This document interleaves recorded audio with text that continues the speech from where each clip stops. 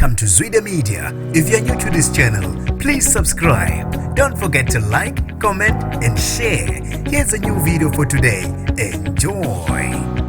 Zisinde kukubi izivakashi zihlaselwa indlovu esiqiwini. Nginibingelele ngiphinde nginamukele kuphinda kuphi lanibona khona le video. Mangoqala usijoinele likhasi wamwelekela igama lami ngosibonga konke wakandwanda mothanda ungangibiza intatheli eka YouTube. Zisinde kukubi izivakashi besitetemuka ehluhluwe imfolozi parking ngolesithathu ngesikhathi indlovu ebeka umboko wayo emontweni iyazi ukuthi walezi vakashi besijwayele ukuhambela kulesiqiwi zitshele abezemvelo KZN Wildlife ukuthi bezisihambele esiqiwini emini ngesikhathi izibona indlovu yesilisa yeqa umgwaqo. Abezemvelo bathi zibe sezima eceleni ukuze indlovu ikwazi ukudlula kahle. Abezemvelo bathi zibe sezima eceleni ngomgwaqo ukuze indlule kahle indlovu kanti izobeka umboko wayo emontweni yezivakashi.